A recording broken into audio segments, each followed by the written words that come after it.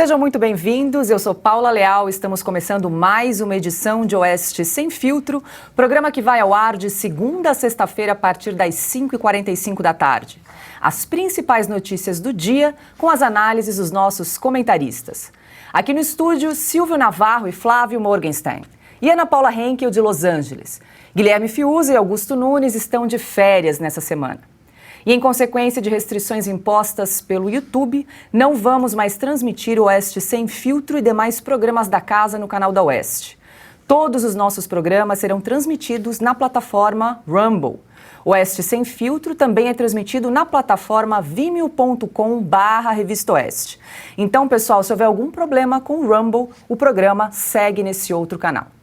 Hoje, terça-feira, 17 de janeiro de 2023, confira os destaques desta edição.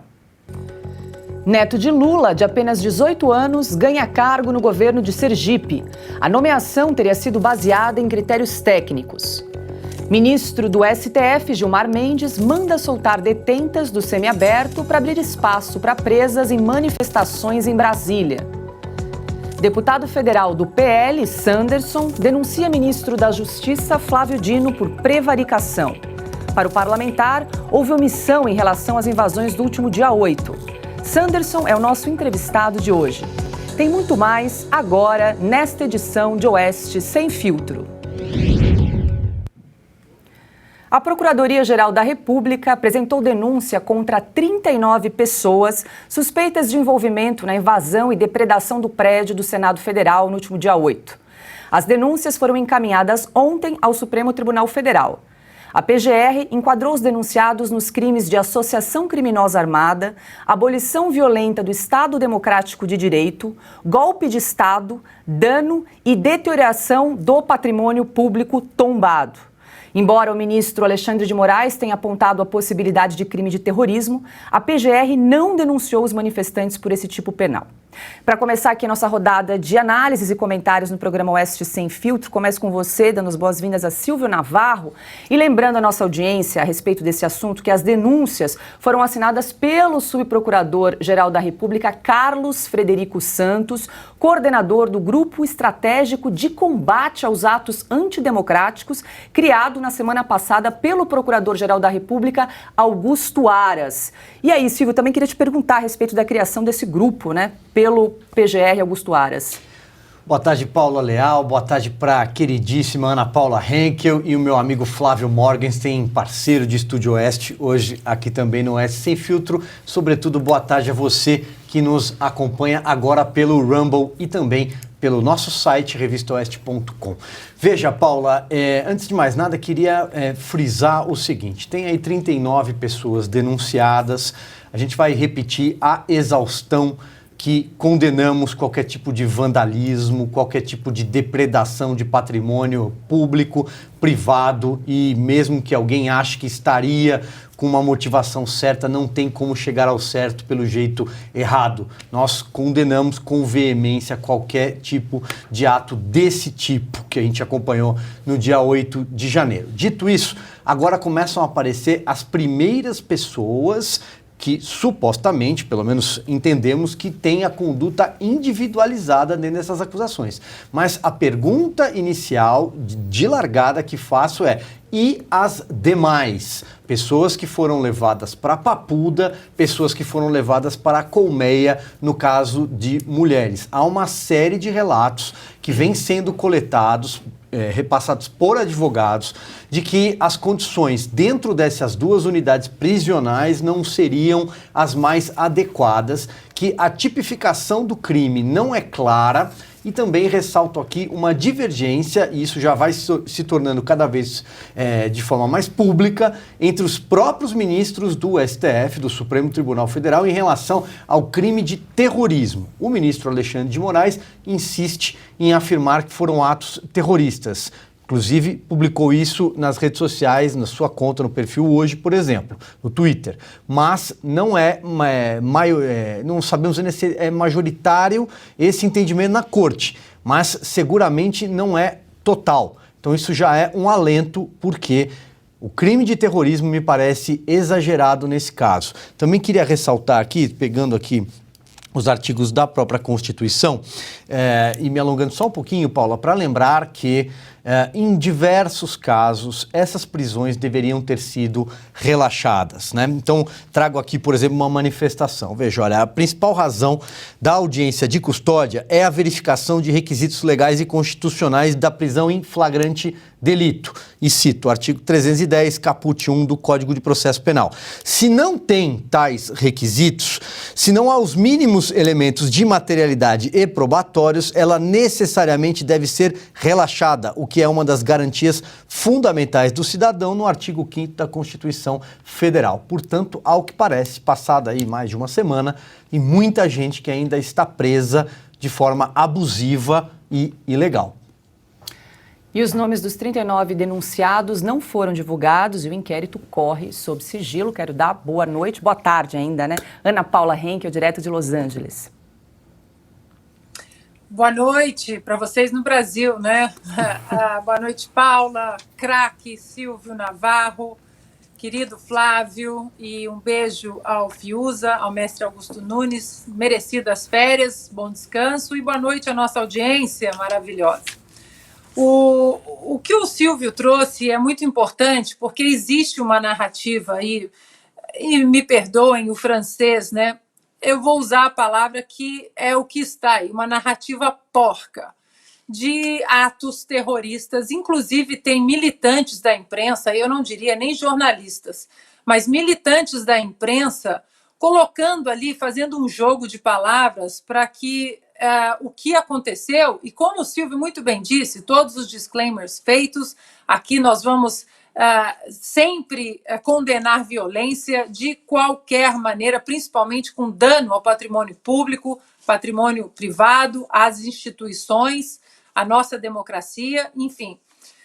Mas existem muitas narrativas já aí nesse joguinho de palavras de muitos militantes da imprensa, ou acho que podemos falar, né, um puxadinho, ou assessoria de imprensa do PT, do atual governo e até do Supremo Tribunal Federal, tentando comparar o nosso 8 de janeiro com o...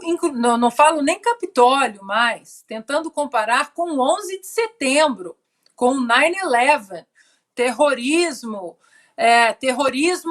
nível... terroristas sérios que têm que ser perseguidos, que têm que ser presos.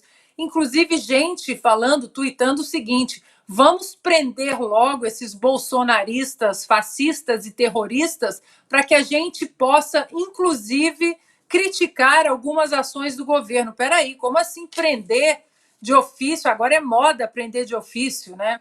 E nós vimos o ano passado que durante muitas prisões de ofício inconstitucionais, muito pouco se disse ou se levantou o questionamento de, peraí, onde está o processo legal? É um disco arranhado, eu sei, a gente entra numa repetição exaustiva, mas onde está o processo legal, né? O verdadeiro e muito bem estabelecido processo acusatório que nós temos no Brasil, uma Constituição com todos os seus defeitos, mas que ela protege esse direito. Onde estão os garantistas do Supremo Tribunal Federal que soltam presos assim em muitas canetadas, sem sequer olhar, né, o processo, chefes de cartéis soltos, corruptos, e, no entanto, sem o devido processo legal, muita gente presa, muita gente injustamente. Aqueles vândalos,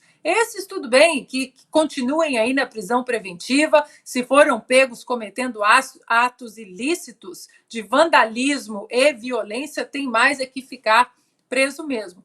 Mas continuaremos batendo na tecla de que o processo legal precisa ser respeitado. E por mais que alguns militantes da imprensa queiram insistir nessa palavra fascista, terrorista, bolsonarista, tentando inclusive comparar com 11 de setembro, aqui nós vamos condenar a violência, mas defender o processo legal para aqueles que estão sendo incluídos num sistema de perseguição política.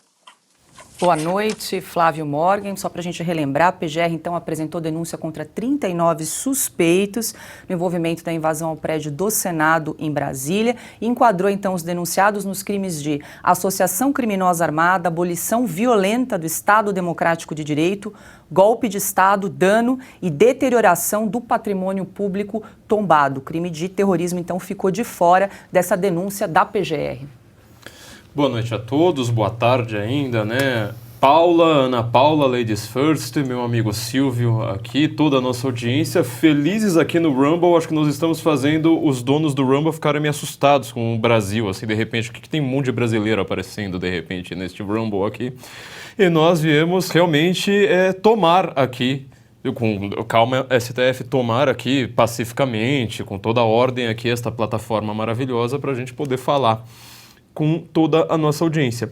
Bom, Paula, o que eu acho curioso nessa questão das associações de crimes é que é o seguinte, no princípio geral do Brasil, você tem a ideia de que você será punido pelo crime mais grave que você cometeu e não pela ordem inteira de crimes. Então, por exemplo, um exemplo assim meio idiota. Se você invade uma casa, quebra uma casa, arromba lá a porta e invade uma casa. Aí a casa tem um cachorro. Aí você vai lá, sei lá, dá uma comida envenenada pro cachorro. Aí você quebra a janela agora da casa. Depois de passar pelo quintal, quebra a janela da casa. Invade a casa e de repente tem uma criança lá. Aí você vai lá dar um chute na criança num canto. Aí você vai lá, rouba. E aí você ainda comete um assassinato para você roubar mais coisas.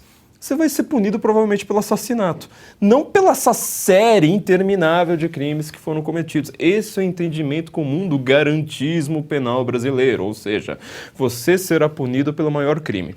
Agora, veja bem, a Ana falou muito bem que existe uma narrativa em curso. Eu sempre, como sou da área da linguagem, atento para este fator, ou seja, todo o nosso construto político, democrático, todo o nosso edifício jurídico, ele é construído em cima de uma narrativa histórica e política. Então as pessoas estão tentando discutir muito através do direito, se esquecendo só da base, sobre a qual tudo isso está assentado.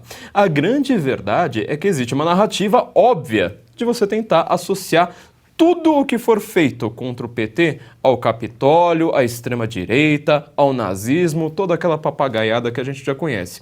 O que eles estão fazendo aí é pegar um monte de gente e falar de associação armada para a derrubada do regime, para destruir o Estado de Direito. Como assim? Aparecem duas pessoas ali armadas, tem muito mais de 1.200, e 1.200 foram as pessoas que foram presas.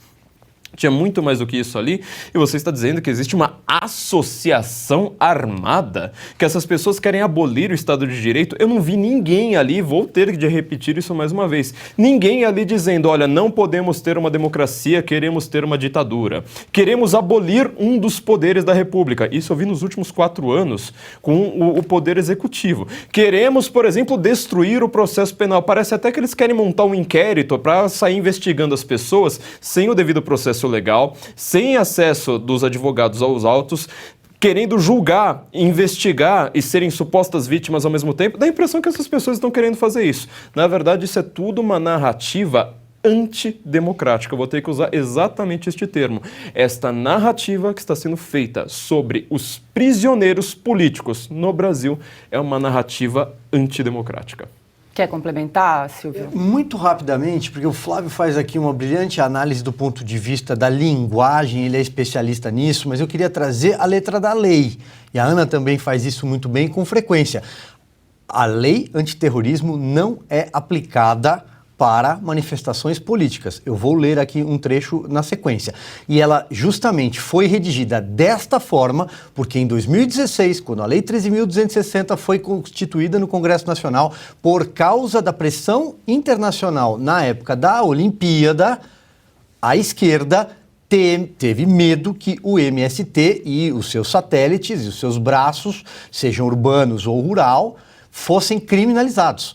Portanto, a lei antiterrorismo não se aplica em manifestações políticas. Ela se aplica, e aí vou pegar aqui, razões de xenofobia, discriminação ou preconceito de raça, cor, etnia e religião. A PGR está correta na sua interpretação em não aplicar a lei antiterrorismo. Ah, mas vocês estão defendendo A, B ou C. Como disse na abertura do programa, não estamos defendendo ninguém que atirou um estilingue, quebrou uma vidraça, fez uma pichação, de forma nenhuma. Esses devem ser punidos com o rigor da lei, mas a lei precisa ser aplicada de forma correta e não para finalidades políticas e narrativas, como bem o Flávio trouxe. O Silvio, só complementando, você leu o artigo 2º aí da lei, né, que define o terrorismo. No parágrafo 2º, diz o seguinte, né, o disposto nesse artigo não se aplica à conduta individual ou coletiva de pessoas em manifestações políticas, movimentos sociais, sindicais, religiosos, de classe ou de categoria profissional direcionados por propósitos sociais ou reivindicatórios, visando a contestar, criticar, protestar ou apoiar, com o objetivo de defender direitos e garantias e liberdades constitucionais. Então, está aqui na legislação, Lei 13.260, que foi muito bem lembrada aí pelo Silvio, no seu artigo 2º. Paula. Diga lá, Ana. Posso acrescentar uma coisa rapidinho nesse nosso debate? Claro. Dentro do contexto que o Flávio disse, né, que eu mencionei, o Flávio deu uma continuidade espetacular, no contexto da linguagem. Qual a narrativa que vão empurrar? É claro que a narrativa é de terrorismo, de fascismo, todos os ismos que a gente conhece, mas tem um outro ponto também deles tentarem, a carcomida imprensa tentar imputar esse crime de terrorismo no que aconteceu, até para desvirtuar também uma outra investigação paralela de culpabilidade ou omissão, digamos assim, né? Ontem falamos do ex-ministro da Defesa, que deu uma entrevista bastante detalhada, bem detalhada e interessante à CNN, ao jornalista William Vac, o Raul Jungmann, que ele questionou a atuação do próprio GSI no contexto do policiamento e do acesso às forças de segurança que estão no subsolo daqueles prédios 24 horas por dia. Isso a gente não pode deixar de sair do radar também. Nós temos que questionar. Ontem entrevistamos o senador Marcos Duval aqui, ele está em cima disso, mas será que ele vai ser calado? Vai ter as redes contas sociais derrubadas exatamente pelos questionamentos pertinentes, não apenas aqueles da oposição ao atual governo, mas o próprio ex-ministro da Defesa, Raul Jungmann, um ex-ministro ligado ao PT e à esquerda no Brasil. Onde estavam essas forças policiais? Por que elas não foram acionadas? O setor de inteligência, que recebeu informações que vários ônibus estavam se encaminhando a Brasília, por que o policiamento não foi ostensivo? Isso tudo também faz parte da narrativa, tirar o foco desse contexto de uma investigação importante e jogar o holofote apenas no terrorismo, que nós vimos muito bem que a PGR não enxerga dessa maneira. Vou pegar uma caroninha aqui para lembrar nossa audiência que logo mais nós vamos conversar então com o deputado Sanderson para falar sobre esse e outros assuntos em relação aos atos que ocorreram no último domingo em Brasília. Agora, 18 horas, 3 minutos, estamos ao vivo na plataforma Rumble. A gente convida você a se inscrever na plataforma, deixar o seu like, deixar o seu comentário. Temos mais de 27 mil pessoas nos acompanhando. A gente pede o like, aí, ó, temos 500 e poucos likes, então a gente precisa aumentar aí o número de curtidas, o número de comentários, o chat. É importante que vocês interajam com a gente, deixem sua mensagem e mais, gente, copie esse link e compartilhem nas redes sociais, nos grupos de WhatsApp, de Telegram. É importante que mais pessoas conheçam a nossa plataforma, a gente precisa fortalecer. Chegamos quase anteontem aqui na plataforma, já estamos com mais de 74 mil inscritos. A gente lançou a campanha ontem para chegar a 100 mil inscritos. Para isso a gente precisa do seu apoio, da sua ajuda. Então não esqueçam, entrar na plataforma, tem aquele botãozinho verde escrito follow, para clicar ali você também recebe todas as notificações, além do programa aqui Oeste Sem Filtro, também o Estúdio Oeste está aqui na plataforma, Oestecast, As Liberais, toda a grade de programação da Revista Oeste. Agora você encontra o pacote completo aqui na plataforma Rumble. É importante você que está chegando agora, para você se inscrever, você recebe um e-mail e precisa validar a sua inscrição por e-mail. Então não esquece de dar uma checada na sua caixa de e-mails, no spam, para poder validar e participar, interagir da plataforma para a gente fortalecer aqui o nosso grupo, a nossa comunidade da Revista Oeste agora no Rumble. E a gente segue com mais informações aqui no programa Oeste Sem Filtro, porque o ministro do Supremo Tribunal Federal, Gilmar Mendes, mandou soltar 85 presas que cumprem pena em regime semiaberto no Distrito Federal. O objetivo é acomodar as manifestantes detidas em virtude dos protestos na Praça dos Três Poderes no domingo 8. Mendes atendeu a um pedido da Defensoria Pública do DF, que argumentou haver superlotação na cadeia. As detentas liberadas passarão a usar tornozeleira eletrônica pelos próximos 90 dias. Depois desse período, a medida será reavaliada. Segundo o juiz do STF, as 85 presas já têm o direito de deixar a cadeia durante o dia e retornar para pernoitar. O ministro Gilmar Mendes atendeu a um pedido, então, da Defensoria Pública do DF. Quero sua avaliação a respeito dessa decisão do ministro Flávio Morgan.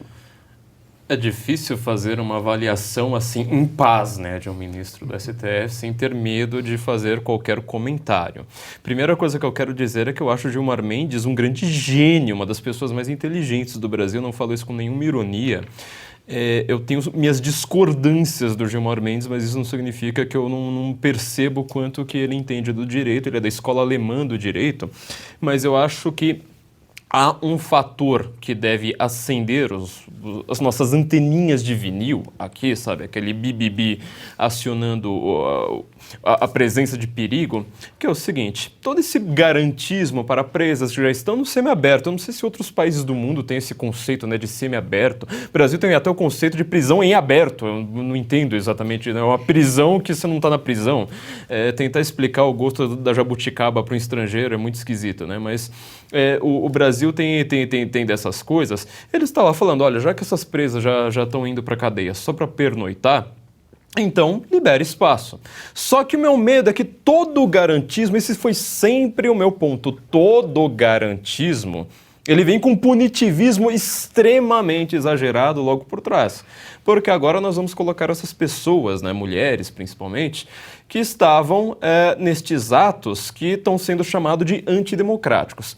Nós falamos sobre a narrativa, nós falamos sobre a letra da lei aqui agora. Há um fator que une as duas coisas, a meu ver, que é a metáfora. Ou seja, existe o crime de terrorismo. Terrorismo é quando você aterroriza a população. Veja o que foi o 11 de setembro. Ou seja, você pode estar em qualquer lugar, de repente você tem o risco de morrer. Olha o que foi o Estado Islâmico com aqueles atos, principalmente na Europa, também nos Estados Unidos, que aterrorizavam todo mundo. Ou seja, você pode estar num café, numa praça, por exemplo, tomando um café, de repente aparece um trator, uma moto, um carro e atropela 100 pessoas, matam 100 pessoas ali numa tarde, num país completamente pacífico. Isso é terrorismo. Agora, você associar por metáfora, falar, olha, se essas pessoas aproveitam um domingo de segurança fraca, relaxada, para fazer um vandalismo como a esquerda sempre fez, sem nunca ter sido chamada de extremista, golpista, antidemocrática, fascista, nada disso, agora essas pessoas elas vão ser chamadas por analogia, por metáfora também de terroristas. Você imagina se a gente começar a trabalhar o direito na base da metáfora? Ou seja, pegar, sei lá, um político ali e falar assim, olha, essa pessoa está atentando contra o Estado Democrático de Direito, ou, sei lá, um juiz, uma autoridade burocrática, essa pessoa está atentando contra o Estado Democrático de Direito, ela está em guerra contra a população e agora, como no caso da Constituição brasileira, em caso de guerra tem o dispositivo da pena de morte.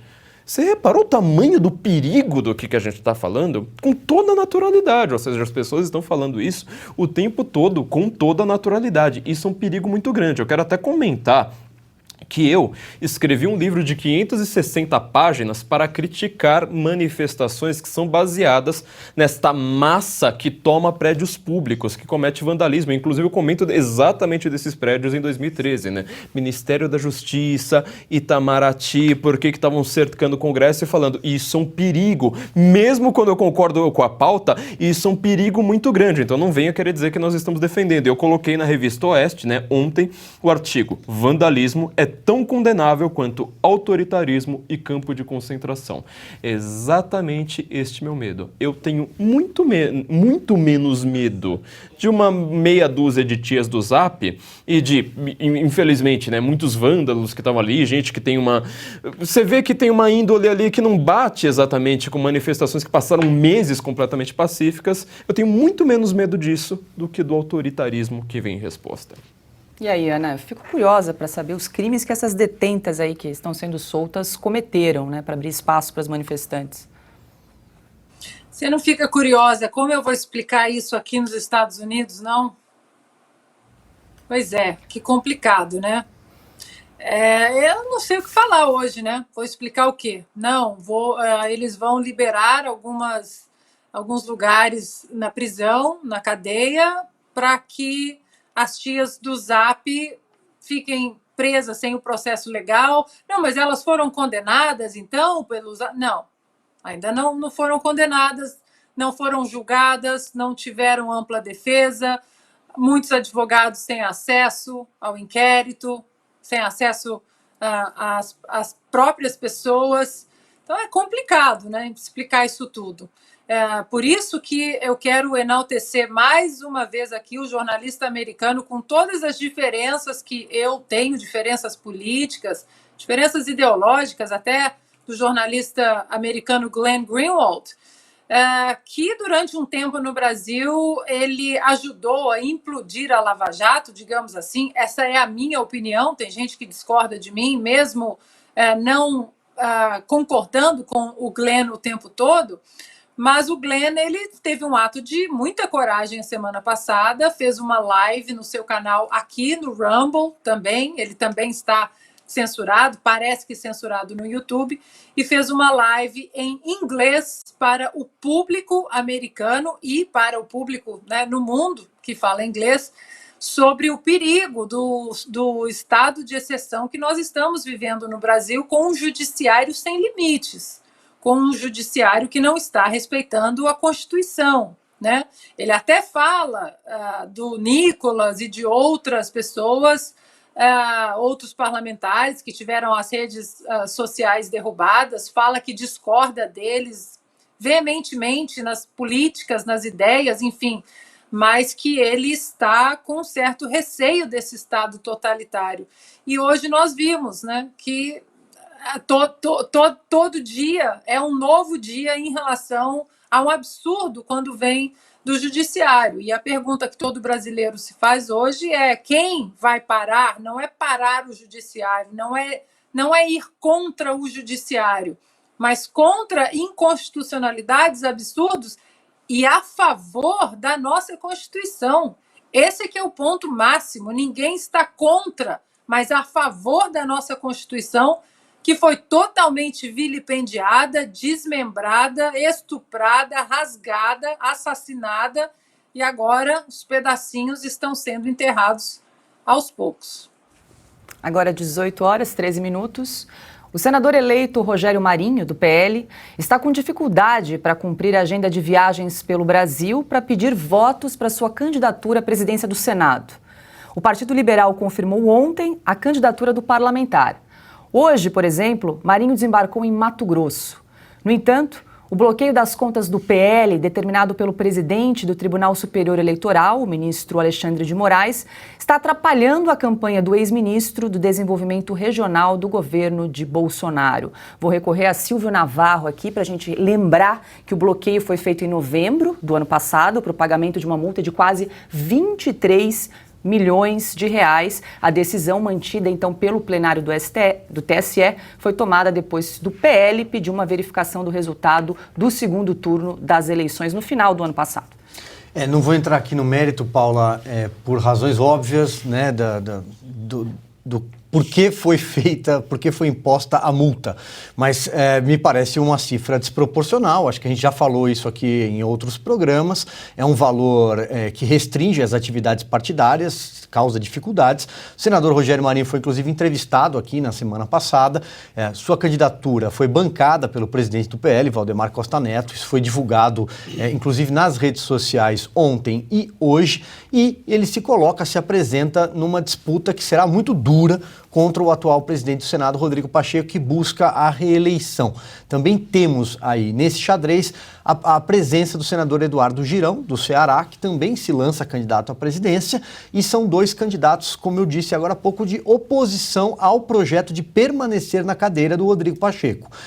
O Rodrigo Pacheco, a gente sabe, foi colocado nessa cadeira justamente porque tem uma grande virtude. Eu vou continuar insistindo nessa frase: não causar problemas para ninguém. Ele não cumpriu, por exemplo, as prerrogativas da função dele, da caneta dele, de pautar um pedido de impeachment, as dezenas de pedidos de impeachment que pararam ali no seu gabinete em relação a ministros do Supremo Tribunal Federal. Ele deixou muito claro que ele não queria nenhum tipo de confronto com o Poder Judiciário. Ao fazer isso, num momento muito agudo do país, aí nos últimos anos, temos inquéritos abertos aí há 3 anos no Supremo Tribunal Federal, ele colocou o Legislativo de joelhos e acabou, de certa forma, sendo cúmplice de censura e da privação de liberdades individuais que a gente está assistindo agora. E aí, Flávio?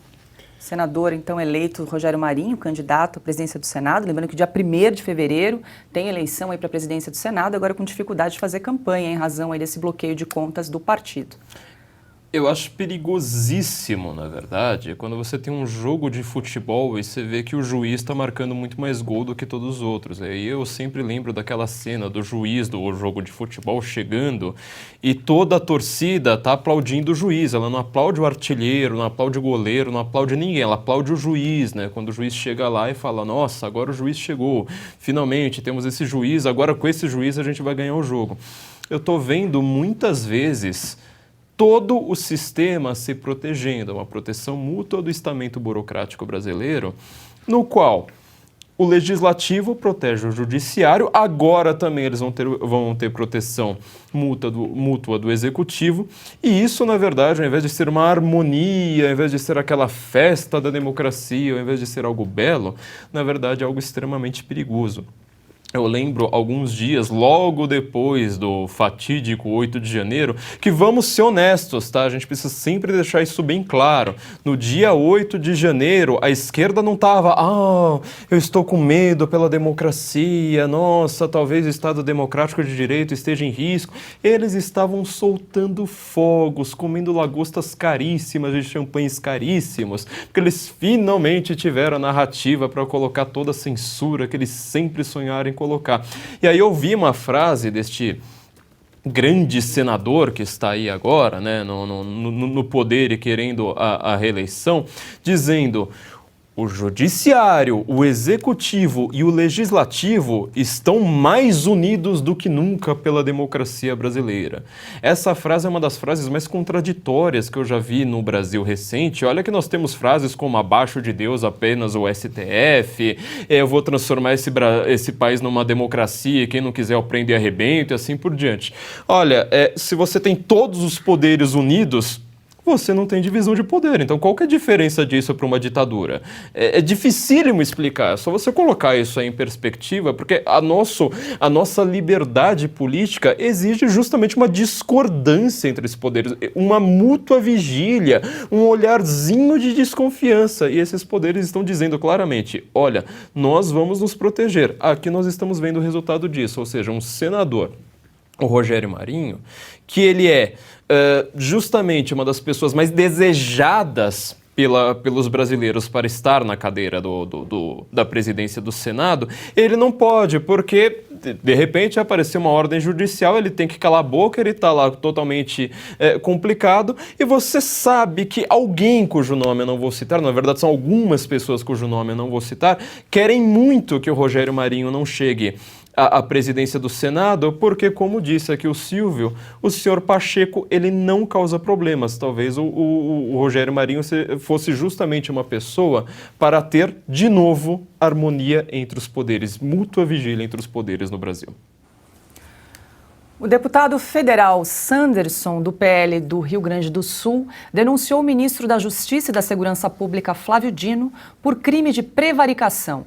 O parlamentar protocolou uma representação junto à Procuradoria-Geral da República para apurar a conduta do ministro diante da invasão às sedes dos 3 poderes em Brasília no dia 8 de janeiro.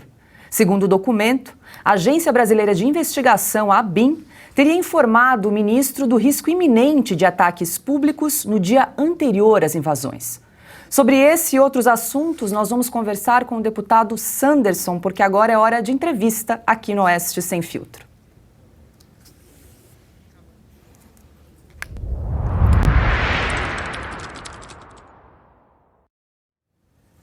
Bom, a produção me informou aqui que a gente está tentando estabelecer a conexão com o deputado Sanderson. Não está conosco ainda, né? Então a gente segue aqui comentando. Silvio, quer comentar o assunto anterior a respeito do bloqueio das contas aí do PL, da dificuldade do Rogério Marinho em fazer a campanha aí para a presidência do Senado? Eu só queria trazer um detalhe aqui que me escapou no comentário anterior, de que a votação no Senado ela é secreta. Essa votação para a escolha do futuro presidente. E isso é muito importante e há, inclusive, uma movimentação capitaneada pelo próprio senador Eduardo Girão para tentar mudar isso, né? Já ao longo de muitos anos, diversas legislaturas, isso é um motivo de questionamento. Por quê? Porque o Senado tem 81 cadeiras, ou seja, é facilmente mapeável. Você consegue mapear e o cidadão, o eleitor, tem mais facilidade para pressionar o seu senador, justamente porque você está votando na continuidade do Rodrigo Pacheco, senador. Só que o que acontece? O voto é secreto. Então essas articulações, elas acabam acontecendo ali nos gabinetes, nos grupos de WhatsApp, naquele tapete azul que a gente conhece muito bem, e o eleitor fica na mão na hora H, né? Por isso que o Senado foi presidido ao longo das décadas por José Sarney, Renan Calheiros, Eunício Oliveira, Davi Alcolumbre, Rodrigo Pacheco. Melhor parar por aqui, né? É isso aí, a gente já comentou aqui, é importante você que está nos acompanhando, cobrar do seu senador uma renovação, né, uma alternância de poder. Dia 1º de fevereiro, eleição então para a presidência do Senado. Você pode mandar um e-mail, telefonar, pedir ao seu senador então, para que haja realmente essa alternância ou uma continuidade do senador Rodrigo Pacheco, enfim, mas está aí nas nossas mãos, né, nas mãos de todos os eleitores. Agora, 18h21, então a gente segue com mais informações enquanto a gente tenta estabelecer então contato com o deputado Sanderson para a nossa entrevista aqui no programa Oeste Sem Filtro. Os ministros da Fazenda, Fernando Haddad, e do Meio Ambiente, Marina Silva, estão representando o Brasil no Fórum Econômico Mundial em Davos, na Suíça. O evento, que começou ontem e vai até sexta-feira, tem como tema cooperação em um mundo fragmentado. Marina Silva cobrou hoje uma maior participação dos países ricos na proteção ambiental. Segundo a ministra, as nações desenvolvidas deveriam injetar 100 bilhões de dólares, cerca de 513 bilhões de reais por ano, em medidas em prol do meio ambiente. O valor é um compromisso firmado em 2015 no chamado Acordo de Paris, mas não é cumprido pelas nações desenvolvidas. Ana, é curioso que essas nações ricas que se comprometeram aí com esse acordo e com o pagamento desse valor são as maiores poluidoras do mundo, né? Não, Paula, pois é. Agora, Marina e Haddad estão representando o Brasil? Não, estão representando essa turma aí, esse governo do PT, porque o Brasil, sinceramente, representado por Haddad e Marina, e não custa a gente falar, né? Dá uma chegadinha ali na internet, procurem os vídeos da Marina Silva criticando o PT, a falta de meia-culpa em relação aos esquemas de corrupção, as condenações dentro da Lava Jato, e agora está ali, né? Como eu costumo falar, sentadinha no sofá, no escurinho do cinema com o PT. Esse acordo de Paris é um acordo, ele não é muito grande, viu, Paula? Eu recomendo muito aos nossos espectadores a leitura desse acordo de Paris, porque quando Donald Trump era presidente aqui nos Estados Unidos e ele saiu do acordo de Paris, nossa, foi um auê aqui, né? Negacionista, todos os istas que a gente conhece, vai acabar o mundo, vai destruir o mundo.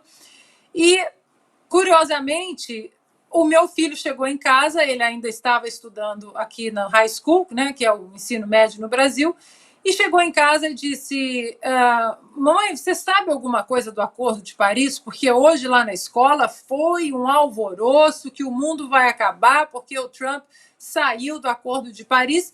E eu falei, olha, sabe que eu não sei? Tá aí, vou sentar para ler o Acordo de Paris.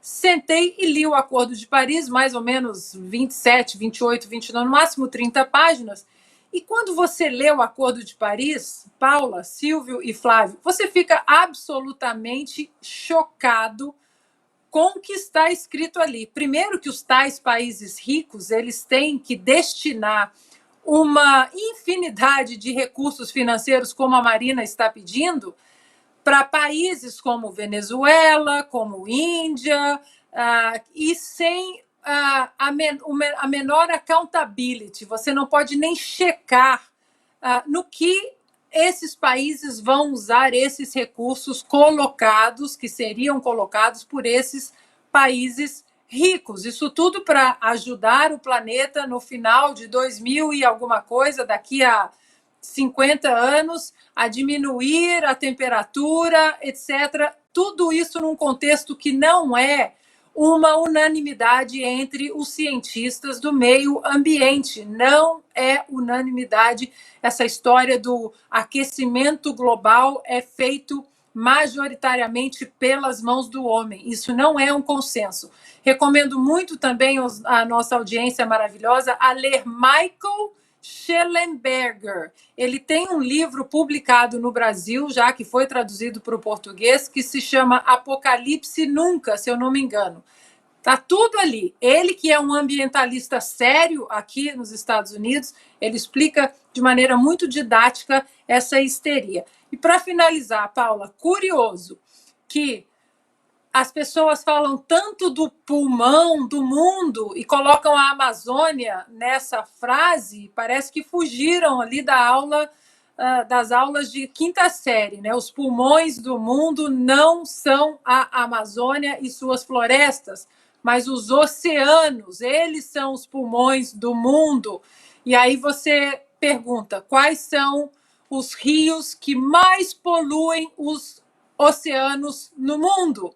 7 deles, dos 10 que mais poluem os oceanos no mundo, 7, Paula, estão, sabe onde? Na China. E isso não é trazido nesse debate. Muito bem, voltando a Davos, já na economia, Fernando Haddad disse que o governo quer a reforma tributária para esse ano. Vamos acompanhar um trecho do vídeo. Ou seja, é possível engajar CEOs, líderes, não só chefes de Estado, chefes de governo, mas as grandes corporações numa agenda civilizatória, numa agenda que respeita os povos originários, que respeita a diversidade racial, que respeita a diversidade de gênero. Enfim, eu acho que é uma agenda que, até como consumidores, nós temos condição de pressionar. No Brasil, em função do engajamento de algumas empresas com o governo extremista que foi derrotado, muita gente deixou de consumir os produtos dessas empresas no Brasil. Eu sou um que não consumo sem prestar atenção de quem que eu estou adquirindo o produto. Eu não compro nenhum palito de fósforo de uma empresa que não tenha compromissos com essas questões. O ministro da Fazenda disse ainda que o Brasil pode zerar o déficit público em 2 anos com a aplicação das medidas econômicas propostas pelo governo. Abre aspas, queremos ter receitas e despesas que sejam nos mesmos níveis pré-pandemia. Se podemos fazer isso em 2 anos, poderemos ter zero déficit, o que torna muito mais fácil aprovar a reforma tributária que está no Congresso e é apoiada por Lula, fecha aspas, fala então de Fernando Haddad. Ele disse ainda, o ministro disse ainda, que as empresas precisam respeitar o que ele chamou de agenda civilizatória. Então tem uma agenda, a reforma tributária que nós queremos votar no primeiro semestre, e essa reforma tributária que vai ser votada é sobre imposto sobre o consumo. Mas no segundo semestre, nós queremos votar uma reforma tributária sobre a renda, para desonerar as camadas mais pobres do imposto e para onerar quem hoje não paga imposto. Tem muita gente no Brasil hoje que não paga imposto, né? Então nós precisamos reequilibrar o sistema tributário brasileiro para melhorar a distribuição de renda no Brasil. Silvio Navarro, vários assuntos para destrinchar aí do Fernando Haddad, né? Pois é, mas veja, olha o final da fala dele, né? Tem muita gente no Brasil que não paga imposto, né? Então, em 15 dias de governo, quantas vezes o brasileiro já ouviu falar em imposto, em tributar, em taxar, né? pagador de impostos é quem sofre justamente nas mãos desse governo que está aí. Agora, eu ouvindo o Fernando Haddad falar sobre reforma tributária, ele não tem a menor ideia, ele passa a sensação de que não tem a menor ideia do que ele está falando. E o ponto mais grave, Paula, para a gente ser bem objetivo aqui, é o que ele fala das empresas.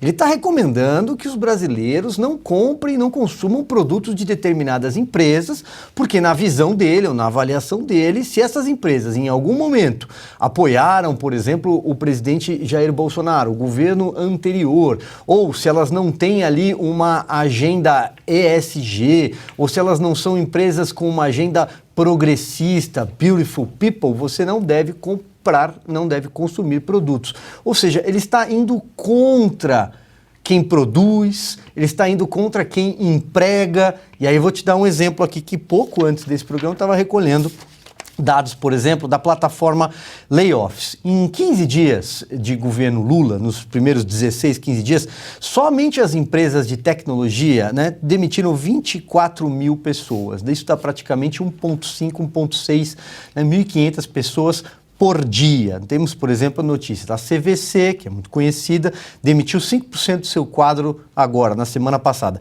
A PagSeguro demitiu 500 pessoas, 7%. Do quadro.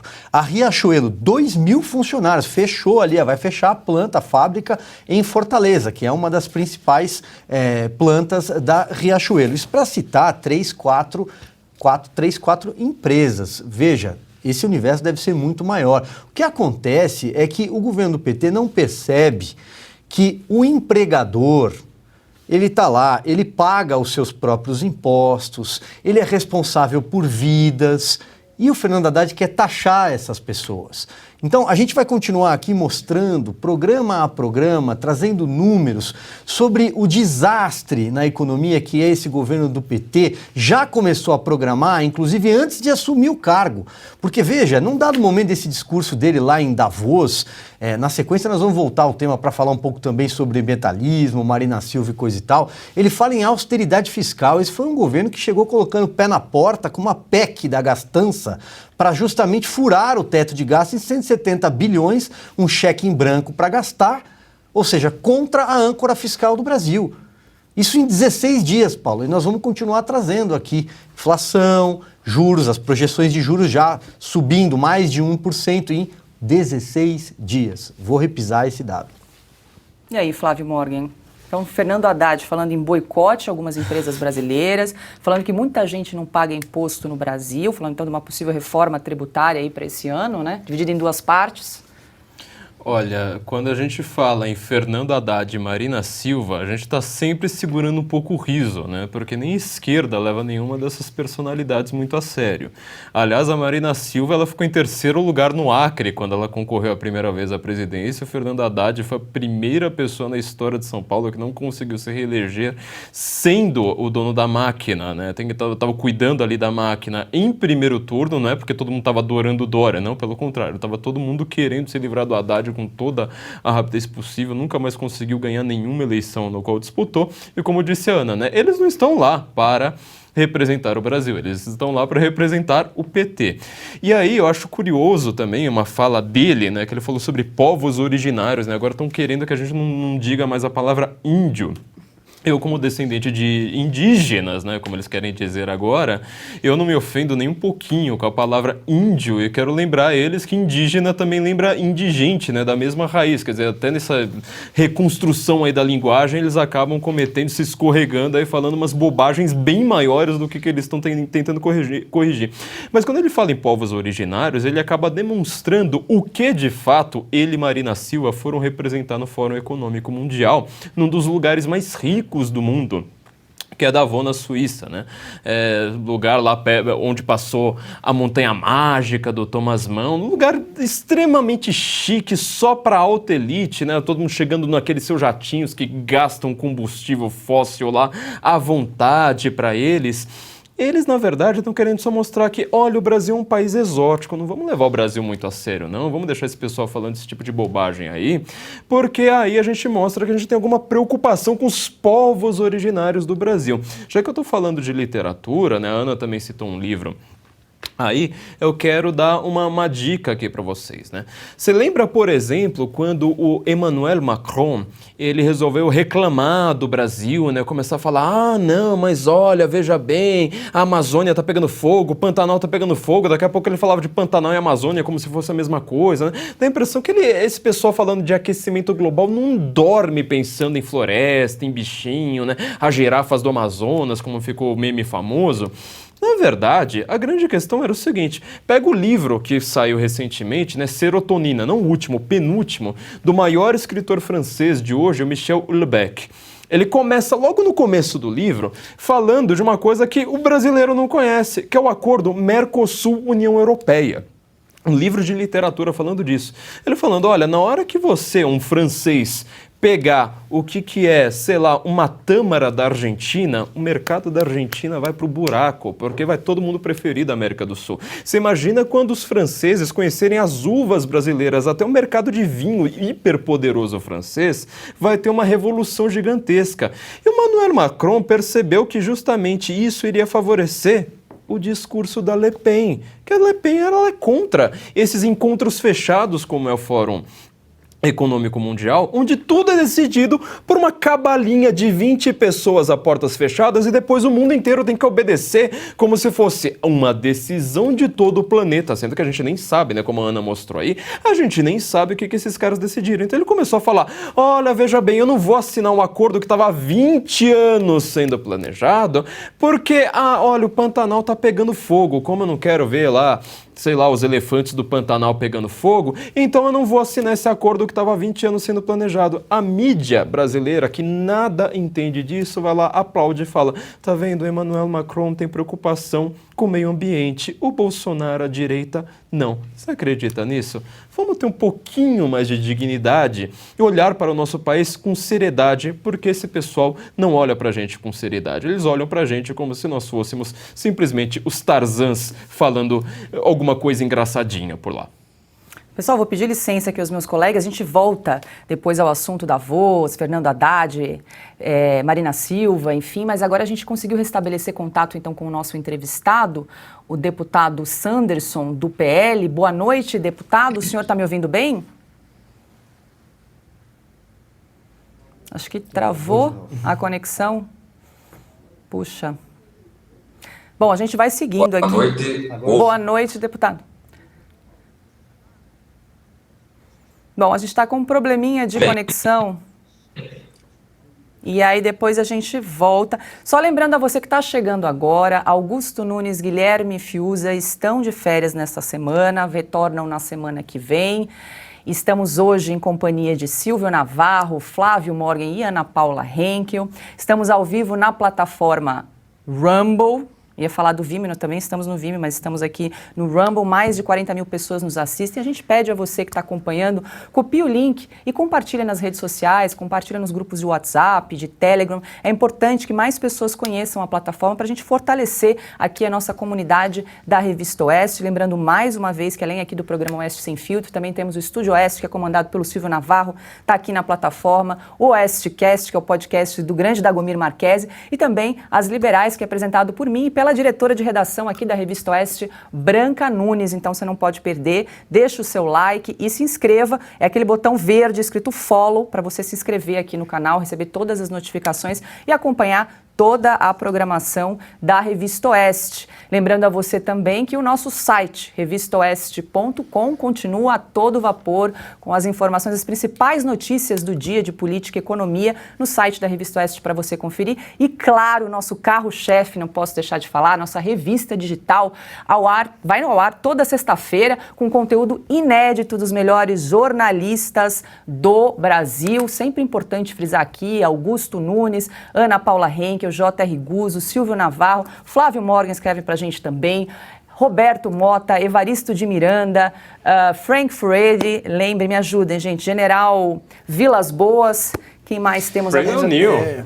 Brandon Neal é Spiked, exatamente, uma revista inglesa. É tanta gente que até escapa os nomes, Paula. Deixa eu só pegar carona aqui no seu comentário, porque tem um QR Code aí no cantinho da sua tela e eu queria fazer um convite para você. Você aponta o seu celular e um QR Code um passo a passo muito simples para você se tornar assinante da revista Oeste. É muito importante a sua assinatura, porque a Oeste não é ligada a nenhum partido político, a nenhum governo. A Oeste não aceita recursos públicos, nunca aceitou desde o seu primeiro dia de funcionamento, desde a sua primeira edição.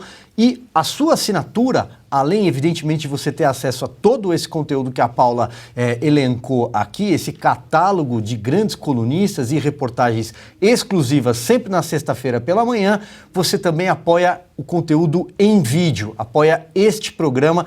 Estamos aqui, portanto, por causa da sua assinatura. Esse era o recado que eu queria dar. Para quem não estiver ainda muito familiarizado com o Rumble, entra no site da revistaoeste.com, que é 24 horas, tem conteúdo ali rotativo, e você tem também ali um caminho para chegar até essa transmissão do Rumble. Fiz aqui meu comercial, Paulo? Tá ótimo, excelente, todo mundo ajudando aqui a passar informação a você que está nos acompanhando. Essa audiência incrível todos os dias, de segunda a sexta-feira, a partir das 17h45, agora no canal Rumble.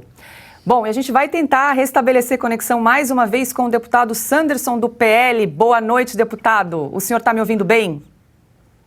Boa noite, ouvindo perfeitamente. Maravilha, muito obrigada pela sua participação aqui no programa Oeste Sem Filtro, deputado. E eu começo perguntando ao senhor... Eu que agradeço a atenção e a oportunidade de estar falando com a Revista Oeste desse novo programa. Contem sempre comigo. Parabéns pela iniciativa.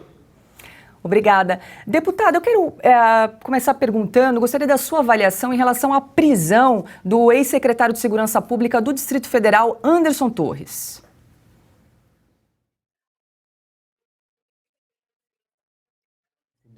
Acho que tem uma prisão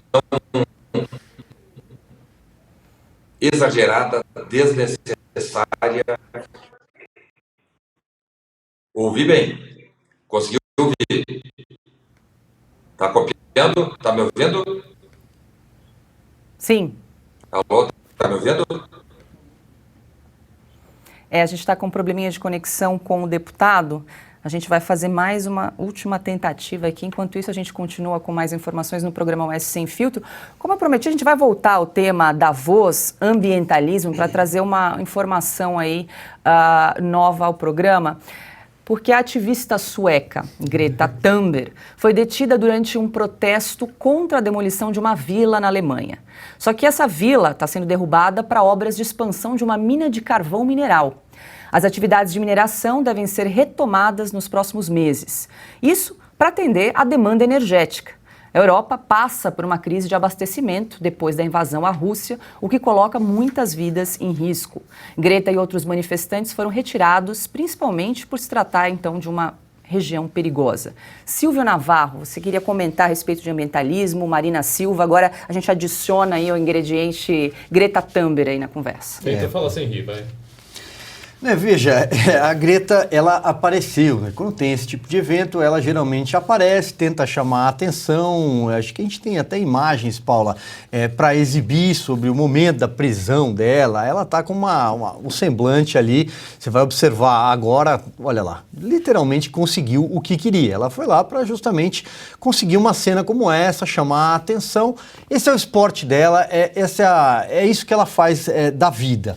Agora, veja só, Paula, eu queria falar sobre essa parte climática de Davos, a agenda ambiental, como eu disse agora há pouco, Beautiful People, a Ana também já trouxe um pouco dessa visão aqui. Tem hoje, por exemplo, a informação de que o enviado especial, né, do governo americano, do Joe Biden, que é o senador John Kerry, eu acho que ele ainda é senador, se não for, você acha que já terminou o mandato, né? Senão a Ana me corrige daqui a pouco. Ele fez um discurso lá em que ele se autoproclama, e aquelas pessoas que estão ali ao redor, né, esse evento de seres humanos seletos, né? Então, ele fala ali durante um dado momento que eles não são apenas abraçadores de árvores, mas que são pessoas que estão ali para salvar o planeta, são seletos. E é disso que se trata, esse tipo de evento. Não à toa a Marina Silva está lá, né, para fazer esse tipo de discurso, e também o Flávio já trouxe aqui a visão dele sobre essas agendas de xiitas ambientais, não tem outro termo para se referir. Mas o que eu queria, Paula, era ler um trechinho aqui do artigo do José Roberto Guzzo, na virada do ano, a última edição da Oeste na virada do ano.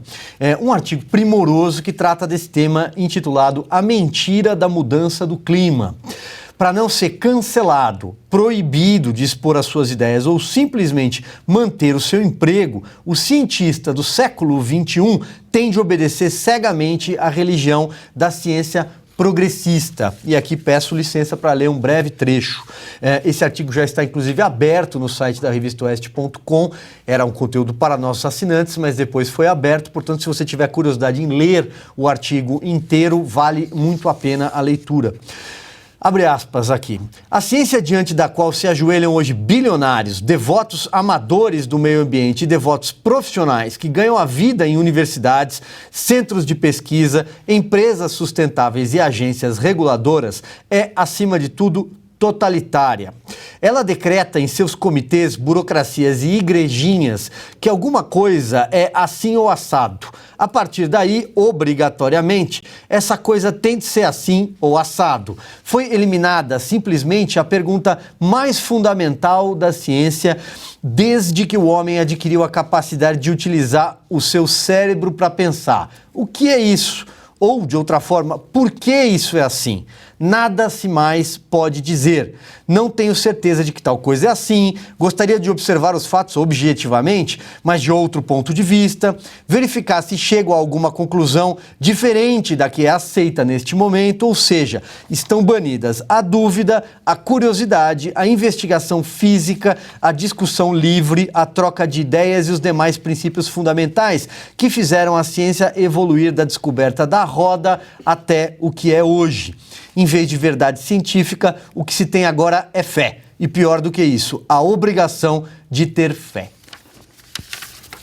Muito bem.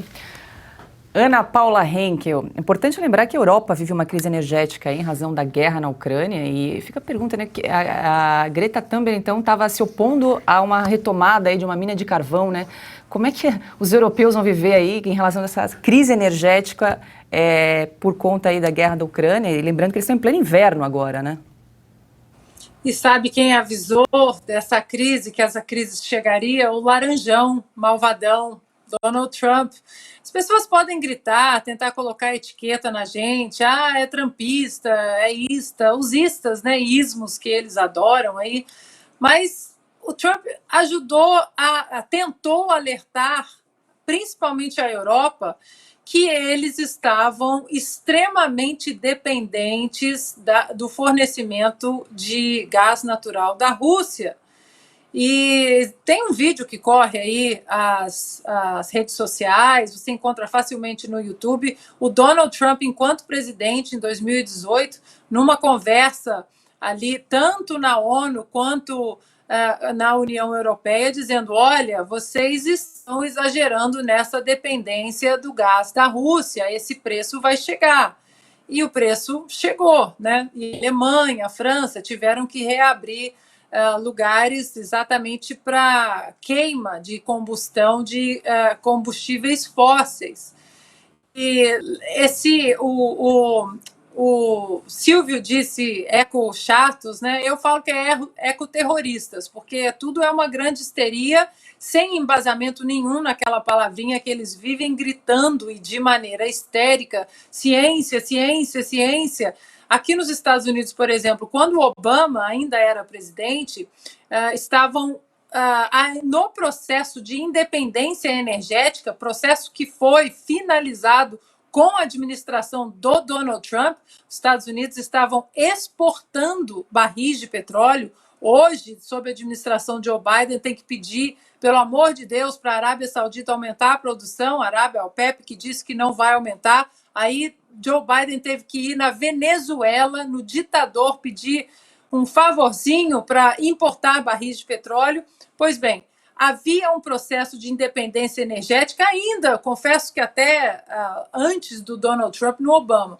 E um dos oleodutos importantíssimos daqui era o Keystone Pipeline, que ligava ali o Canadá até o sul dos Estados Unidos, e os ecoterroristas pediram para o Obama, não, pare essa construção desse oleoduto, precisamos fazer um estudo do impacto ambiental. Pois bem, A administração Obama fez o estudo do impacto ambiental e a conclusão foi: é muito mais seguro para o ambiente fazer o caminho do oleoduto da maneira como estavam fazendo, né, no Keystone Pipeline, do que nas rodovias, por exemplo. O estudo veio embasado, toca o bonde, continua. Pois Obama continuou, então, a construção e não adiantou. Silvio, Paula, Flávio, os ecoterroristas continuaram na histeria. Mas que não importa o que o estudo disse, não importa a ciência, e fizeram um terror, tocaram um terror, e Obama se ajoelhou aos ecochatos, aos ecoterroristas, e suspendeu, então, a continuação do oleoduto. Eu estou contando essa história porque, na verdade, essa pauta é uma pauta histérica, por isso que eu trouxe o nome do Michael Shellenberger, que ele é até uma pessoa muito alinhada com o próprio Partido Democrata, o antigo, não esse que é praticamente um puxadinho do PSOL aqui nos Estados Unidos, e ele fala sobre meio ambiente de uma forma muito séria, com muitos dados, muitos números, muitos estudos.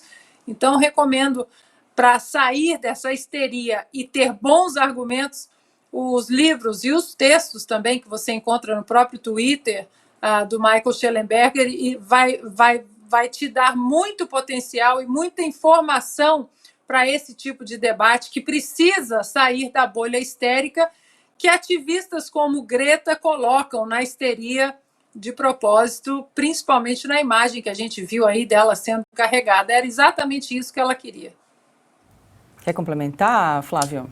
Existem alguns simbolismos nesse ativismo todo, né? A gente sempre faz de novo falando em metáforas, né? Uma metáfora com o passado, seja com Gandhi, com Martin Luther King, né? Tá para quem acredita no Nelson Mandela, que está bem longe de ser essa figura que o ícone disse. A Greta está tentando fazer isso, lembrando que ela não ganhou o Nobel da Paz, como já estava sendo aventado, que ela ganharia, e ela, com essa imagem, ela como colocou muito bem o Silvio, né? Ela nem consegue disfarçar o quanto que ela está rindo.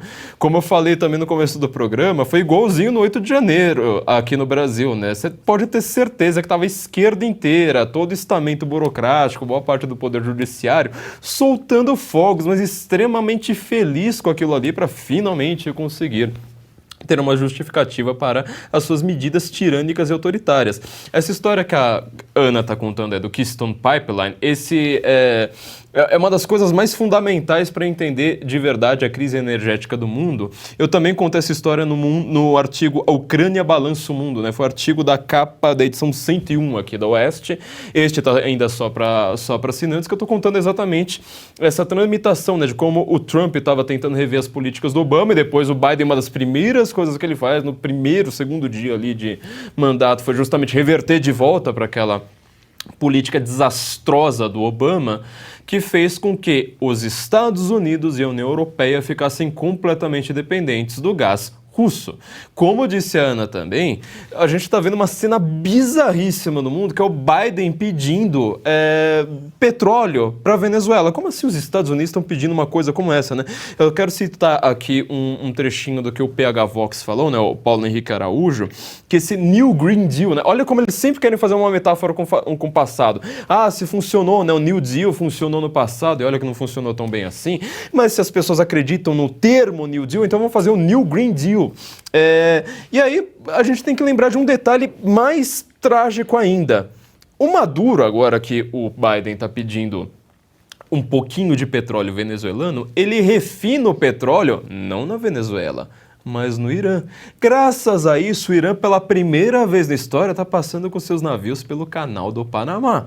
Isto significa que agora as tensões de poder no mundo estão colocando mais um maluco no pedaço. Ou seja, os iranianos estão agora cantando a bola, dando todo o poder justamente para Vladimir Putin, que o Biden tanto detesta, acho que talvez pelos seus negócios escusos ali na Ucrânia, né?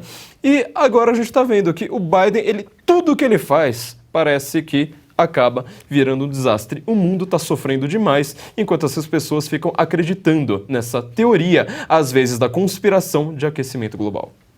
E aí, Silvio? Eu quero só reforçar um ponto aqui, porque, veja, a Greta ser presa, fazer essa cena, ela foi lá buscar essa cena, buscar essa imagem, que vai aparecer na capa dos principais jornais aí do planeta, que seguem ali aquela cartilha progressista do politicamente correto.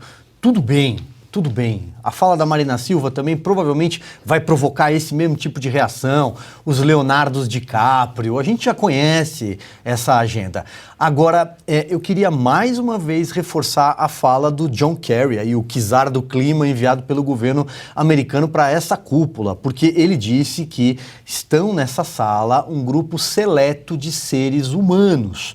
Ele fala, abre aspas, quando você começar a pensar sobre isso, é extraordinário que nós, um grupo seleto de seres humanos, somos capazes de sentar nesta sala, nos reunir e realmente conversar sobre como salvar o planeta.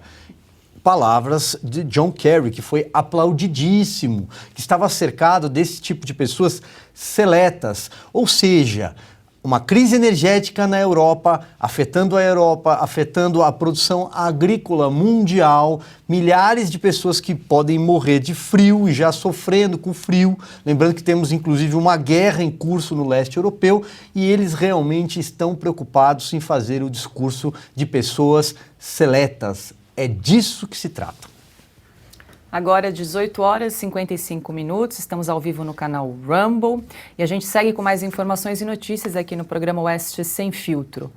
O neto de Lula ganhou um cargo no governo de Sergipe. João Gabriel Lula da Silva Sato Rosa tem apenas 18 anos. O jovem vai exercer o cargo de assessor extraordinário na Secretaria de Estado da Educação. A nomeação dele foi assinada pelo governador Fábio Mitidieri, do PSD, na última sexta-feira. João Gabriel vai receber pouco mais de R$ 1.500, valor que pode chegar ao dobro com as gratificações. O rapaz é filho de Lurian Cordeiro Lula da Silva, primogênita do petista. Flávio, começo com você. Em nota, o governo do Sergipe informou que a nomeação de João Gabriel Lula da Silva Sato Rosa se pautou em critérios técnicos e destacou que não há nenhum tipo de vedação à contratação na Constituição Federal. Falar de Constituição nessas horas chega a ser meio hilário, né? Parece que de repente eles lembraram que este documento existe, eu não sei porquê.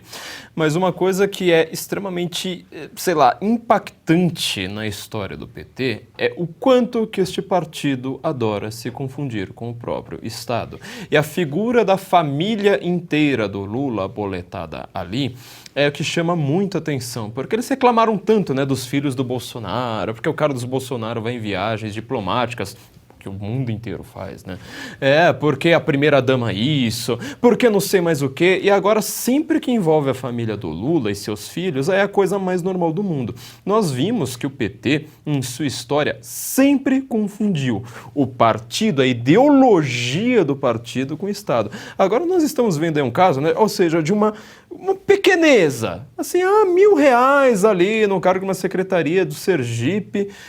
E é simplesmente por uma indicação técnica, né? Você sempre está pensando nessas pessoas assim que tem um sobrenome Lula na hora de você pensar em pessoas técnicas.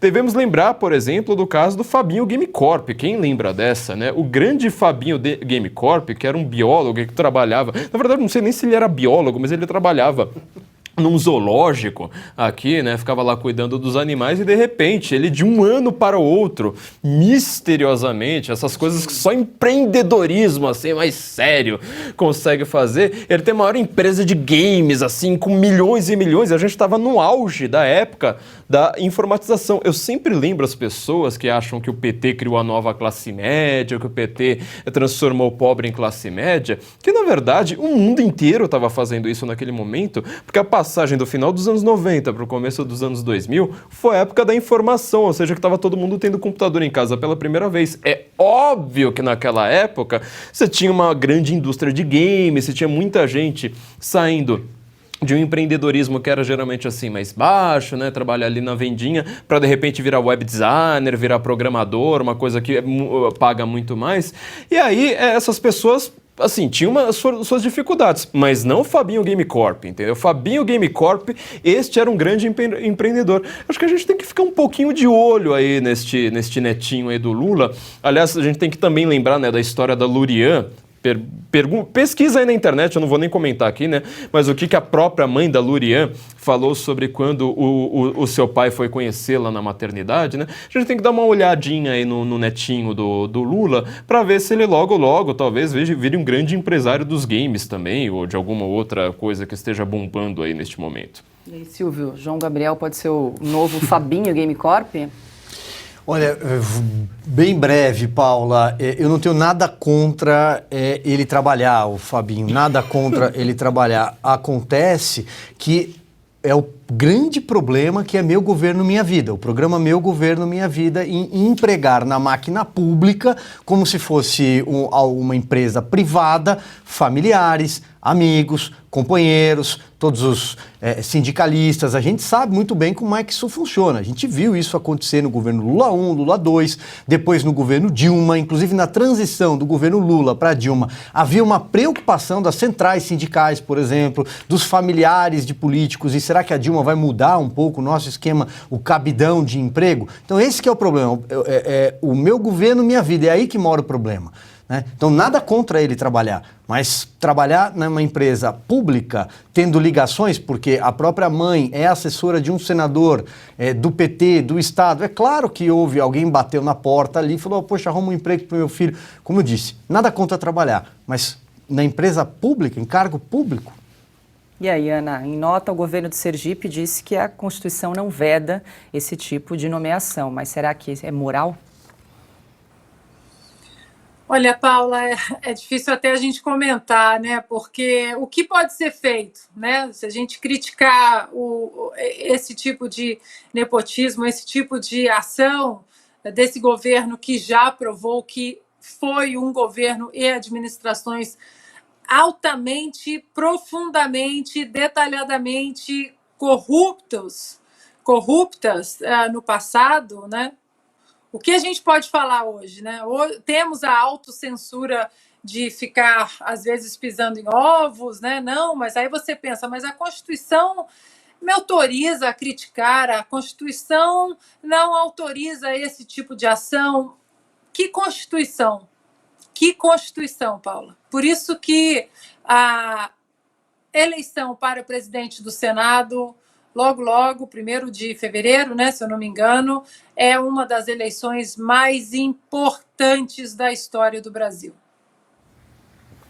Agora, 19h02. O ministro de Portos e Aeroportos do governo Lula, Márcio França, reafirmou ontem, em evento realizado em Santos, sua posição contrária à privatização do Porto de Santos. Abre aspas. Não acredito no processo de privatizar a autoridade portuária. Na minha opinião, não será privatizada. O processo sequer foi aprovado no Tribunal de Contas da União. Na minha visão, tem uma série de problemas no próprio procedimento. Fecha aspas. Apesar da resistência de França, na semana passada, o governador de São Paulo, Tarcísio de Freitas, se reuniu com o presidente Lula para tratar do tema. Segundo Freitas, que foi ministro da Infraestrutura do governo Bolsonaro, Lula não descartou a possibilidade de discutir um modelo de concessão para o porto. E aí, Silvio? Acha possível uma discussão aí concreta em relação à concessão do Porto de Santos? Eu sou totalmente favorável à concessão, a toda e qualquer agenda de privatizações que seguramente foi e será estancada, se não revertida em alguns casos por esse governo, que é um governo de inchaço da máquina, um governo que defende a estatização. O Estado maior, justamente como a gente acabou de falar agora há pouco, isso ajuda a empregar os companheiros, inclusive. Veja, é preciso talvez só entender o fascínio aí do Márcio França, nomeado ministro, pelo Porto de Santos, pela região. A gente sabe que ele é da Baixada Santista, ele já foi prefeito lá, mas é preciso entender e investigar por que ele defende com tanto fervor que as coisas permaneçam como está. Ele é contra a concessão. O Márcio França, lembrando que é outro que ganhou um cargo nesse governo porque foi derrotado nas urnas. Ele queria concorrer ao governo de São Paulo, ele desistiu, abriu mão em prol do Fernando Haddad, que também foi derrotado pelo governador Tarcísio de Freitas. Ele tentou concorrer ao Senado depois e perdeu para o astronauta Marcos Pontes. Então, ficou sem cargo, obviamente, é levado para o ministério, né? A companheirada toda junta.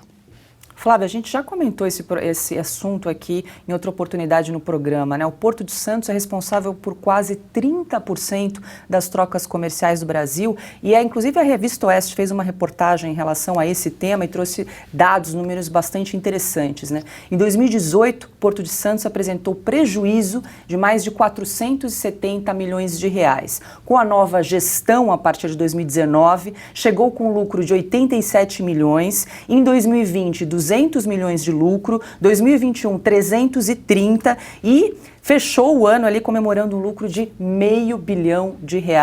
Ou seja, saiu de um prejuízo de 470 milhões para comemorar aí um lucro de R$500 bi com uma nova gestão durante o último governo.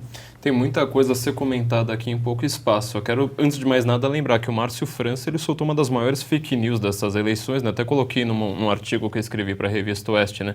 Uma das 10 maiores fake news, né? Que elegeram Lula, sendo que o TSE, o presidente então do TSE, disse que candidatos que fossem eleitos com fake news, eles teriam inclusive a sua candidatura impugnada. Eu fui lá, dei uma forcinha, falei assim, aqui tem 10 bem fortes, né? O Márcio França, ele disse que se eu salvo engano, seria o Tarcísio, né? Iria indicar o goleiro Bruno para a Secretaria de Esportes. E isso aí era uma bobagem que não fazia o menor sentido, mas foi para frente, né? Depois vai lá, pede desculpinhas depois do estrago feito e o estrago continua feito. Sobre o Porto de Santos, qualquer pessoa que já desceu para a Baixada Santista acompanhado de alguém de Santos, você vai ter aquela sensação maravilhosa, né, do turista. O cara vai apontar e falar assim, olha, aqui é a área de tal político, aqui é a área de tal político, aqui é a área de tal político, é container que não acaba mais. Nós não entendemos direito os nossos portos. Aliás, é curioso que este foi mais um dos ministérios que eles voltam, né? Por que você precisa ter um Ministério dos Portos aí para boletar lá os seus companheirinhos que, como disse o Silvio, não ganham eleições, você vai lá criar um ministério só para essa entidade que são os portos.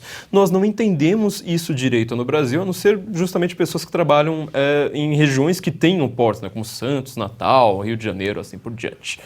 Os portos, eles, na verdade, transportam tudo, ou seja, coisas boas, coisas ruins, tem até tráfico humano, inclusive no Brasil, em alguns desses portos. Isto significa que você ter controle sobre os portos, essa foi a pergunta aqui que o Silvio colocou, você ter controle sobre os portos significa que você está controlando boa parte da economia, às vezes você está controlando boa parte de coisas ruins também que aconteçam por aí. Sobre esses dados aí, inclusive, dos lucros, a gente vai ter que colocar um terceiro componente aqui a ser comentado. Os portos, não só na América do Sul, mas em boa parte da Europa e da África, eles estão geralmente em uma situação razoavelmente precária. Principalmente a partir da crise de 2008. Quem lembra daquela crise lá, o crash de New York? Ninguém queria colocar dinheiro nos portos da Grécia, da Argentina, estamos falando de alguns dos portos mais importantes do mundo, do Sri Lanka, na Ásia. Quem foi que comprou estes portos? Quem foi que colocou dinheiro falando, olha, ninguém está investindo em vocês, agora eu vou colocar um investimento bem legal aqui? A China. Só tem um pequeno problema. Ninguém queria investir no porto da Grécia, dos portos da Patagônia, porque esses portos não iriam render lucro. A China não estava interessada em lucro. Ela estava interessada em controle. E às vezes não é um controle puramente econômico, é um controle também militar, porque essas regiões podem ser economicamente fracas, mas elas militarmente são muito importantes. Todo o projeto do Xi Jinping agora é criar a nova Rota da Seda, ou seja, que ela vai pegar de São Paulo indo até o Nordeste, aqui falando de América do Sul, sem falar na Argentina, sem falar em talvez conseguir chegar no Chile, assim por diante. O governo Bolsonaro, com todos os defeitos que tenha, segurou muito a barra disso. Agora nós estamos vendo pessoas interessadas em entregar os nossos portos para a China. Todo lucro que vier, talvez ele não seja muito, assim, uma coisa para ser comemorada tão ardentemente.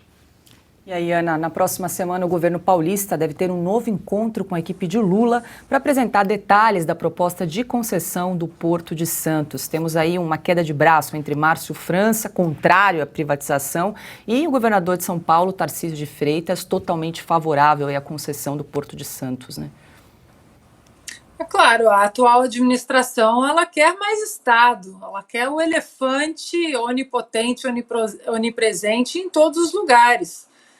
Quanto mais tentáculos nesse monstrengo chamado Estado, melhor para a administração petista. Nós sabemos muito bem, começa lá de cima, 37 ministérios, quantos cabides aí, quantos penduricalhos nesses 37 ministérios, quantos são, na verdade, inúteis. Nós sabemos muito bem.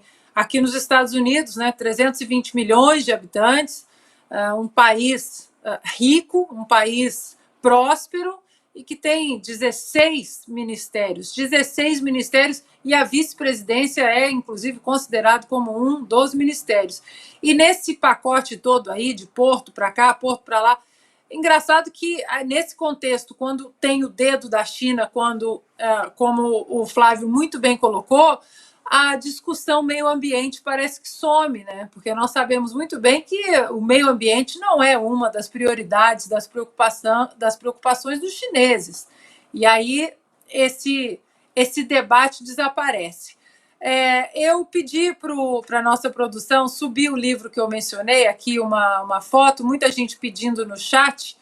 O livro é esse, Apocalipse Nunca, do Michael Schellenberg, tem em português, que é exatamente Apocalipse Nunca, aqui é Apocalipse Never.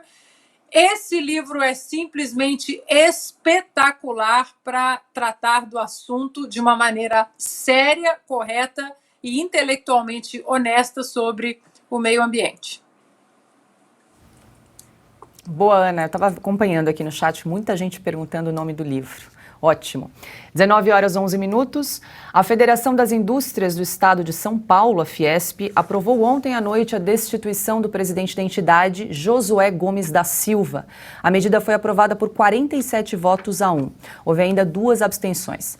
Durante a assembleia realizada ontem, Josué foi questionado em diversos pontos sobre viagens e reuniões realizadas em Brasília, além da apresentação da carta de apoio ao então candidato Lula durante a campanha eleitoral, sem o aval de toda a entidade. Menos de 15% dos filiados da Fiesp assinaram o texto, que seria a favor da democracia. Flávio, vamos lembrar aqui para a audiência, Josué, filho de José Alencar, morto em 2011, foi vice-presidente nos 2 primeiros mandatos de Lula e chegou a ser chamado pelo petista para ser ministro, foi convidado para ser ministro de Desenvolvimento, Indústria e Comércio, mas acabou recusando o convite.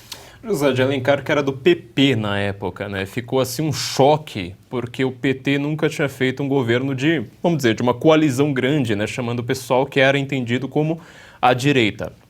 Agora, o que é importante para a gente destacar aqui nesse caso específico da Fiesp é que, durante a campanha eleitoral, uma campanha eleitoral, você tem essas notícias que dizem, olha, a entidade que representa o comércio, que representa as empresas, ela está a favor da democracia, portanto, ela está apoiando o Lula.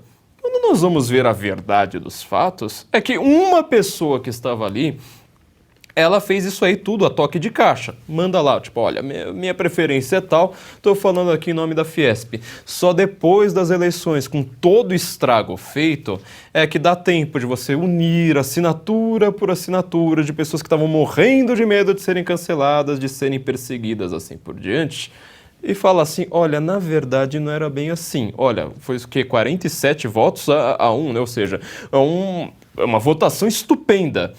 E essa história de carta pela democracia, eu lembro das reportagens que inclusive a Revista Oeste aqui fez a respeito dessas cartas pela democracia, elas eram curiosas, porque eram sempre os mesmos professores, os mesmos sindicalistas, as mesmas pessoas em várias entidades, em várias universidades, falando, olha, a democracia é o Lula, se você não vota no Lula, você não é democrático. E aqui eu quero colocar um ponto muito grave, que é o uso do direito penal do inimigo, porque isso aqui foi feito na Fiesp, mas também foi feito em muitas faculdades de direito pelo país, que é você passar a dizer, olha, se o Lula é a democracia, o que é o outro lado? Ora, o outro lado é o fascismo, é o extremismo, é o golpe, são os militares, é a ditadura. Nada disso que a gente viu nos últimos 4 anos, mas o discurso é sempre mais elevado e mais extremado.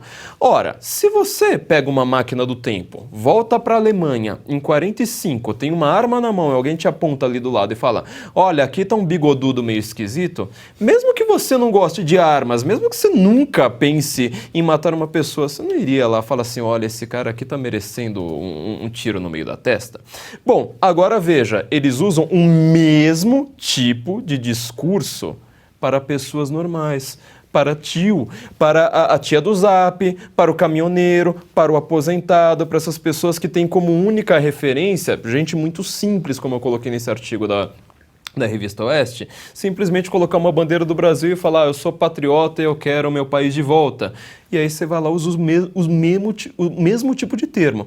Então essas cartas pela democracia, elas são extremamente perigosas e totalitárias. Só que um recado que a redação me passou, né? Eu comentei agora há pouco sobre o artigo A Ucrânia Balança o Mundo, da capa da edição 101. Eu tinha dito que era um artigo só para assinantes, já que eu comentei, a redação aqui muito graciosamente liberou para todo mundo, tá? Então, se você quiser procurar aqui o artigo A Ucrânia Balança o Mundo, tá liberado inclusive para você que não é assinante, mas é justamente para você querer assinar a Revista Oeste. Muito bom, redação da Revista Oeste atenta aqui ao Oeste Sem Filtro. Diga lá, Silvio. Lembrando que essa carta à democracia foi lida na Universidade de Direito aqui de São Paulo em agosto do ano passado, né? Pois é. Bom, só 2 pontos brevemente, Paula. Primeiro, a carta. A carta foi uma grande hipocrisia, isso está mais do que claro. Tem muita gente que, inclusive, foi signatário dessa carta e já correu. Fez o L e se arrependeu na semana seguinte, antes do presidente Lula assumir, já quando surgiu a PEC da gastança, já quando vieram ideias de censura e privação de liberdades individuais que a gente está acompanhando, né? Então, assim, só para deixar registrado que essa carta foi uma grande hipocrisia e que o Josué, filho do José Alencar, que foi vice do Lula, num grande acordo na época com o PL do próprio Valdemar Costa Neto, em 2002, a gente sabe como é que as coisas foram costuradas naquela época e por que o José Alencar assumiu aquele papel e por que hoje o Lula tentou trazê-lo para perto. Mas talvez o próprio Josué tenha colocado a mão na consciência e pensou que era melhor não ser ministro, não dividir reunião com pessoas condenadas, com pessoas suspeitas e que frequentam páginas policiais do noticiário, era melhor não aparecer naquela foto. Está mais do que claro que a Fiesp, que as indústrias, que o setor produtivo, que o agronegócio, que a gente trouxe números agora há pouco na abertura do programa, as empresas de tecnologia já demitiram 24 mil pessoas. Tem aqui um break news de que a XP já falando em demitir 10% do seu quadro de colaboradores. A CVC demitiu 7% no final de semana. Tivemos a PagSeguro também, a Riachuelo, 2 mil funcionários fechando fábrica. Está mais do que claro que essas pessoas sabem que essa agenda do PT vai destruir o Brasil, ela é corrosiva e que esse tempo será talvez mais curto do que muita gente imaginava. O empregador precisa de previsibilidade, precisa de segurança e esse governo não oferece nenhuma das duas coisas. Quem fez o L talvez vai se arrepender. Quem já não se arrependeu vai se arrepender com muito mais velocidade do que se imaginava. A defesa de Josué Gomes afirmou hoje que não faltam argumentos para questionar na justiça a destituição do empresário. Miguel Reale Júnior, um dos advogados de Josué, disse que a decisão da Assembleia foi um golpe com letras garrafais. Agora, 19 horas, 18 minutos, estamos ao vivo aqui na plataforma Rumble. Mais de 42 mil pessoas nos acompanhando aqui ao vivo. Deixe o seu like, deixe o seu comentário. E não esqueça de se inscrever na plataforma, aquele botão verde escrito Follow. É só clicar ali para poder se inscrever e acompanhar toda a programação aqui da Revista Oeste. O senador Eduardo Girão, do Podemos, protocolou hoje uma representação criminal na Procuradoria-Geral da República contra o ministro Flávio Dino da Justiça e o general da Reserva Marco Edson Gonçalves Dias, do Gabinete de Segurança Institucional, por prevaricação. Trata-se de uma representação sobre a invasão à Praça dos Três Poderes em Brasília, em 8 de janeiro. Girão afirmou o seguinte em seu perfil no Instagram, abre aspas, tenho forte argumentação com base em fatos, fontes, dados e legislação contundentes que demonstram que ambos cometeram prevaricação por omissão e inação em suas competências legais, fecha aspas, Ana Paula Henkel, mais um político, então apresentando medidas contra o ministro da Justiça, Flávio Dino, em razão dos atos aí do último dia 8 de janeiro. Pois é, Paula, eu vou repetir o que as aspas do ex-ministro da Defesa, o Raul Jungmann, ex-ministro da Defesa, né, das eras petistas, porque muita gente ontem à noite me pediu no Instagram, você tem as aspas, o vídeo é muito fácil, é só você colocar ali nas ferramentas de busca Raul Jungmann, CNN, William Vac, que você vai achar a entrevista dele. E aí eu vou deixar aqui registrado mais uma vez o que ele disse, porque é importante, vai muito de encontro ao que o senador Marcos Duval falou ontem aqui com a gente, ao que o Girão, né, o senador Girão está trazendo, e o ex-ministro da Defesa, Raul Jungmann, ele fala o seguinte, abro aspas, temos o comando militar do Planalto e sob comando está a guarda presidencial. Essa guarda mantém um pelotão 24 horas no subsolo do Palácio do Planalto. Esse comando é responsável pelo Alvorada, Planalto e pelo Jaburu, respectivamente. Lá embaixo do Palácio do Planalto, nós temos um pelotão de homens e quem comanda tudo é o GSI. Quem manda no pelotão é a presidência e na guarda presidencial, quem dá as determinações para o comando militar do Planalto é o GSI. Ele fala categoricamente. Essa questão não está esclarecida. Houve apagão da inteligência do governo federal, que tem diversos órgãos, vários sinais foram dados. E aí ele finaliza. Questões que precisam ser esclarecidas e não foram. Eu também não tenho visto a figura do responsável, se eu não me engano, o general G. Dias, a respeito do que se passou. Por que esse curto-circuito? O que houve naqueles momentos em que a Guarda Presidencial e o Comando Militar do Planalto, que obedecem às ordens do GSI, eles não se moveram e não se mobilizaram para isolar o Palácio do Planalto. Está aí uma entrevista contundente do ex-ministro da Defesa, Raul Jungmann, questionando também, né, essa inabilidade ou displicência, ou, né, vocês jogam aí as palavras para vocês decidirem. Isso tem que ser investigado. Alguma coisa aconteceu. Ô Silvio, além do Eduardo Girão, a gente comentou aqui no programa, Marcos Duval, Nicolas Ferreira, Júnior Amaral, todos esses políticos pedem explicações e esclarecimentos em relação principalmente à conduta do ministro Flávio Dino, né? Aqui também o Girão pede esclarecimentos em relação à conduta do general da Reserva, Marco Edson Gonçalves Dias. E aí, o que você acha que pode... Qual é o futuro de todas essas investigações e representações em relação ao ministro, principalmente o ministro Flávio Dino? Essa já é uma pergunta mais difícil. Olha, eu faço coro ao que a Ana disse. Eu acho que o comentário dela é definitivo nesse sentido, né? De que há eventos que aconteceram ali, que se sucederam, que precisam ser analisados. Isso está muito claro. O senador Marcos Duval deu uma ótima entrevista ontem aqui para o Oeste Sem Filtro, uma entrevista com respostas bastante didáticas, ele foi elencando, foi dividindo os grupos pelas características, pelas imagens que foram disponibilizadas, e a gente sempre faz o disclaimer de que nós recriminamos tudo aquilo que aconteceu os atos de vandalismo e depredação. Mas veja, ele, num dado momento, eu me lembro de ter perguntado a ele, mas do ponto de vista prático, o que a gente pode esperar? Ele falou, olha, uma sindicância, essa comissão de inteligência ali do Congresso Nacional pode tentar alguma coisa, mas ele mesmo lembrou que partiu da esquerda, né? A ideia de vamos fazer uma CPI, a esquerda e os seus satélites e aqueles que jogam juntos, Renan Calheiros, a gente conhece bem esse pessoal já há algum tempo. Eles não, vamos fazer uma CPI, né? O Randolph correndo para lá e para cá, claro. Aí, a partir do momento em que esses episódios vieram à tona, de que teria alertas, inclusive isso foi divulgado pela Folha de São Paulo, pelo Jornal Estado de São Paulo, olha, houve alerta.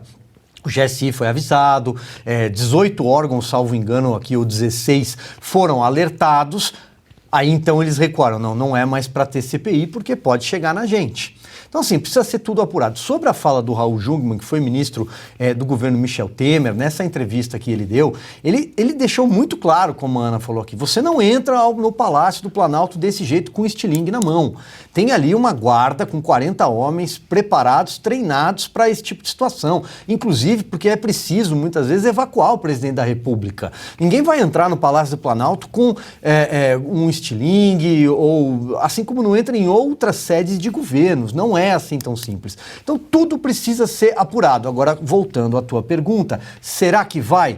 Hoje em dia, no Brasil de hoje, dia 17 de janeiro de 2023, não sei. E aí, Flávio Morgan, para arrematar o assunto? Eu queria que as pessoas que estão perguntando demais, né, o que pode ser feito, assim por diante, os políticos, inclusive, quem tem algum tirocínio aí para fazer alguma coisa, ouça a entrevista com o Marcos Duval aqui no Oeste Sem Filtro de ontem e também veja também o que eu e o Silvio fizemos, né, com o General Santa Rosa, no Estúdio Oeste na semana passada. Não é sobre a notícia da semana passada, entendeu? Uma aula de história e também uma aula sobre a estrutura até dos prédios ali, inclusive sua relação com os militares. Isso é muito importante. Eu comentei ali que este caso, talvez seja o maior escândalo da nossa história recente, para não dizer, sei lá, em muitas e muitas e muitas décadas o que está acontecendo o que na verdade aconteceu e precisa ser apurado nesse dia 8 de janeiro, por um fator muito curioso. Tem alguns elementos aí que estão completamente fora do lugar. Isso que o Marcos Duval e isso que o Raul Jungmann já comentaram é muito importante. O General Santa Rosa também citou um fator que é extremamente assustador. Por que tinham PMs ali numa área que eles não deveriam estar, ou seja, uma área das Forças Armadas? Se você começa a ter um racha, assim, uma briga entre federais, polícia militar, que é, na verdade, está sob a tutela estadual, assim por diante, você vai começar a ter um racha entre as Forças Armadas, mas aqui não entenda Forças Armadas como as 3 principais forças, ou seja, entre todos aqueles únicos detentores das armas no Brasil, porque nós temos uma lei de desarmamento completamente tirânica, né? E aí você vê que, na verdade, por que, como disse o Silvio, pessoas entraram ali com estilingue, ou seja, num lugar onde estavam presidente frequenta ali, onde os ministros do STF frequentam, tem alguma coisa extremamente estranha. Os americanos conhecem muito o conceito de false flag. Se você comentar isso na história alemã, você vai lembrar imediatamente, não do Capitólio nos Estados Unidos, mas do incêndio do Reichstag, que gerou justamente um fator que foi colocar um chanceler que tinha sido eleito, mas não como presidente. Ele era o subalterno ali. E, de repente, ele é a pessoa mais plenipotenciária na Alemanha em 1933. Se você não está assustado com isso, eu te digo, você precisa ficar assustado. Eu só quero arrematar com uma coisa. Como tudo isso está numa discussão militar pela primeira vez na vida, eu espero que alguém agora, desta vez, acione o Superior Tribunal Militar. Porque ele recusou todas aquelas coisas que envolviam eleições. Falou, isso não é da minha alçada. Agora, investigar inculpações de militares, essa briga eu quero ver.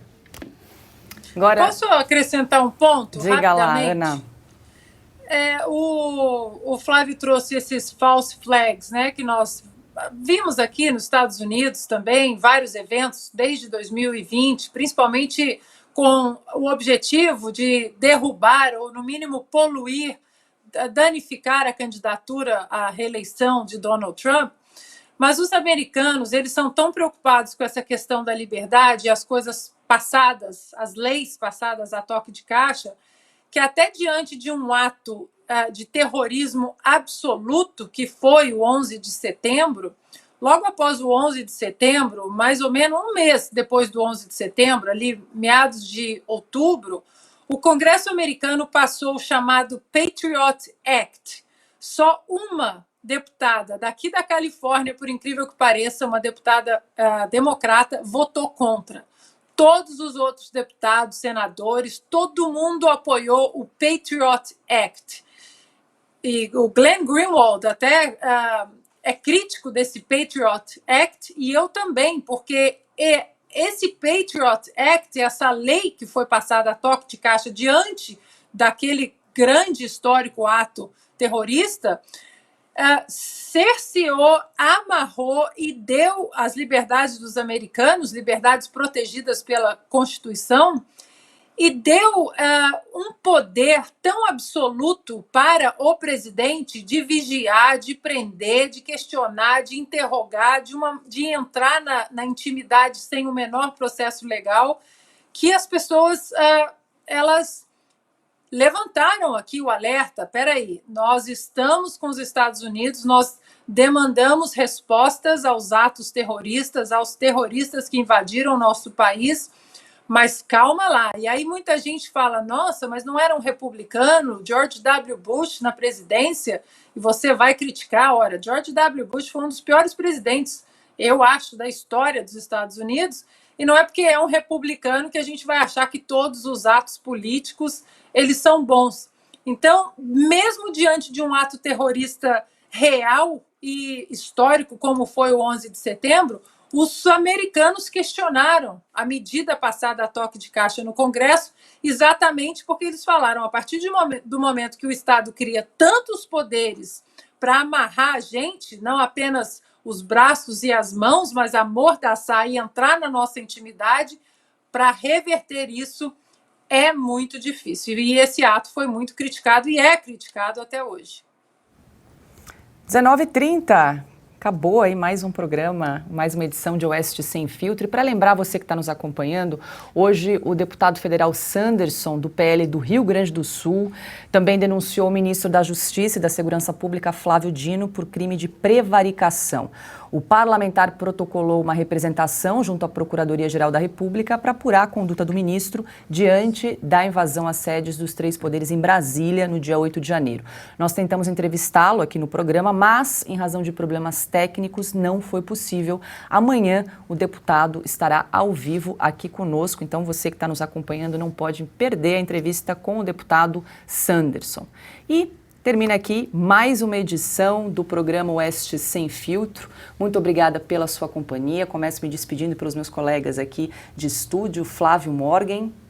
Muito boa noite. Muito bom que você, muito pertinente que você lembrou do programa Estúdio Oeste da semana passada. Fica o convite para vocês acompanharem. Tá fazendo comercial antecipado. Não, mas é excelente. um comercial atrasado aqui no caso, né? Tô fazendo o comercial do programa da semana passada. Mas é atemporal, totalmente atemporal. Vale a pena assistir ao Estúdio Oeste da última quinta-feira. Exatamente. Eu acho de verdade que nós estamos diante do maior escândalo da República.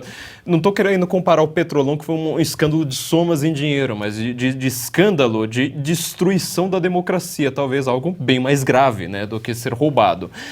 E fico muito feliz de estar aqui mais uma vez, né, no convite aqui para o Oeste Sem Filtro, ainda mais muito bem acompanhado. Obrigado, Ana, obrigado, Paula, obrigado, Silvio, e obrigado, sobretudo, à nossa audiência, que está fazendo o Rumble ficar assustado com os brasileiros, né? Olha como que a gente está dominando aqui, a gente chegando mesmo. Boa noite, grande Silvio Navarro, mais um programa. Boa noite, Paula Leal, minha companheira de estúdio aqui, Flávio Morgenstern, meu amigo, e a queridíssima Ana Paula Henke. Eu quero deixar um beijo aqui para o Augusto Nunes e para o Guilherme Fiuza, que estão em merecidas férias, e, sobretudo, uma ótima noite para você. Amanhã a gente está de volta. Querida Ana, muito boa noite. Encerramos mais uma edição aí de Oeste Sem Filtro. Muito obrigada, Paula, pela companhia, pela condução do programa. Craque, Silvio Navarro. expressão roubada do nosso querido Guilherme Fiuza, um beijo. Mestre Augusto Nunes, um beijo. Querido Flávio, também é uma fonte inesgotável aí de história.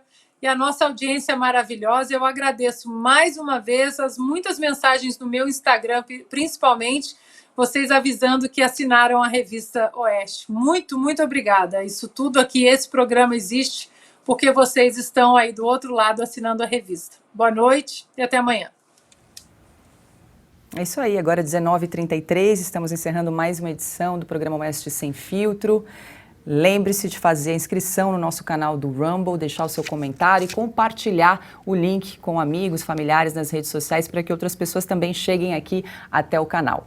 E hoje, acompanhe às 8h30 da noite o programa As Liberais. A convidada é a deputada federal Bia Kicis, do PL. Programas Liberais é apresentado por mim e pela diretora de redação aqui da Revista Oeste, Branca Nunes. Uma boa noite e até amanhã.